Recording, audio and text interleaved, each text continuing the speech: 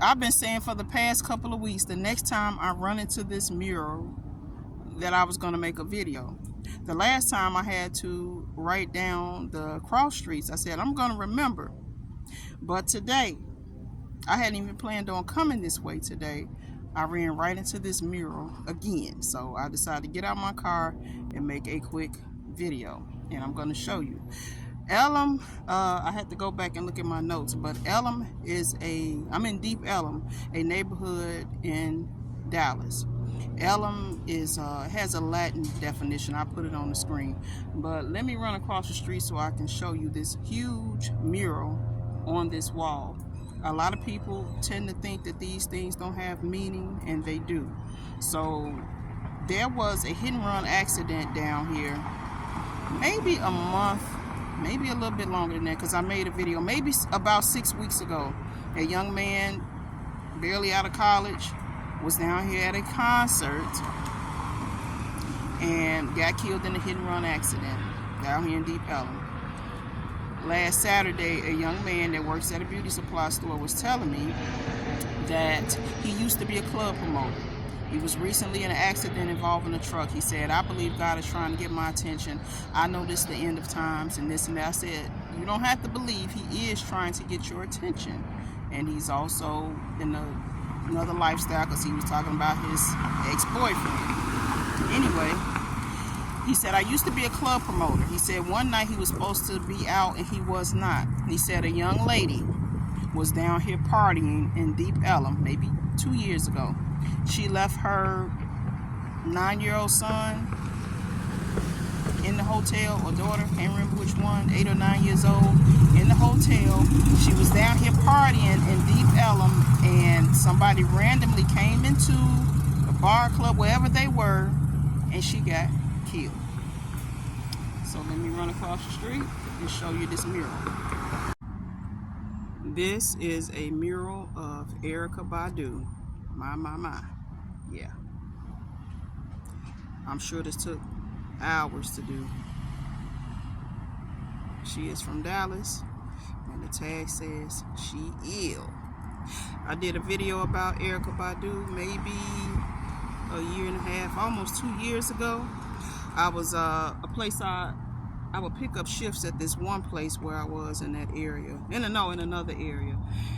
And they were outside playing some music, but this music they were beating on drums, and it was just a different type of, I guess you could say, vibe. But you could tell by the neighborhood that it was some serious spiritual activity going on. And her face was somewhere else too, and the Holy Spirit told me I need to get out of there. But he said this is a witch doctor. She has said out of her own mouth, I'm a birth. I think she helped Summer Walker deliver a baby. I'm a birth and a death doula. All right? She's a birth and a death doula. Words out of her own mouth. Erykah Wright is her last name, birth name, aka Badu. Baduism. Deep Ellum.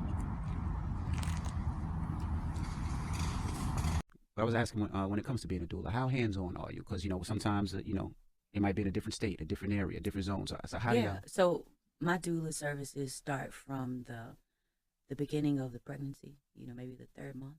And we go through a nutrition plan, meditation. If there's something that needs to be smoothed out in the relationship, if they want to share that, we do that. The fathers are also pregnant, so I talk to them and we'll counsel, and we build altars together, or whatever it is that the person needs. And we build a birthing plan. We start the exercise regimen, just whatever we need to do to clear out the way for those babies. Because my contract is really with the babies, for them to come through and the parents be in harmony and the room be the way that the parents want it to be. Just everything. It's a really important ceremony. So maybe one of the biggest rituals, that we'll have, besides going the other direction. I do that too. That's a doula. What's the other direction? Death? Yes. I didn't know they had death doulas. Yeah. What did that consist of? Same thing. You are, especially during the hospice period, Gotcha. you are gathering family members that they haven't seen. You are making sure that they are happy, eating, or drinking or reading their favorite things, listen to Richard Pryor, whatever it is they want to do, Mhm. praying, and depending on what they believe. And because no one knows really where these beings came from or where they're going. Mm-hmm. But it's important to me that the breaths are easy during the transition. Mm. You're breathing easy, the room is easy, so that you can be prepared for the next day. Well, when you said the daddy's pregnant, what does that mean? Like, there's an invisible umbilical cord connection that I find generally between the wife and the husband or the mates. He gains weight, he gets moody, he starts to change, he starts to crave other things. Could be other women, could be freedom. It's just everything changes. So everybody's going through this process. And I find it comforting to have someone that understands what you're going through to help you make the right decisions during that period as a man. When you do the doulas for the transition, what kind of energy is exchanged in the room, you think, between you and that person, if any? A lot, maybe. Usually I'm trying to be like water, like Bruce Lee says, once I get everything the way it should be, I'm in the corner like waiting to see what the next thing is.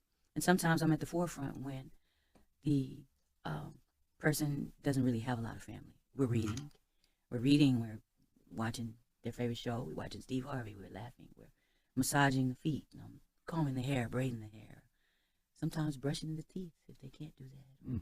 Sometimes you get to a point where you can't swallow. So I'm walking them through a breathing ritual that makes it more comfortable for them.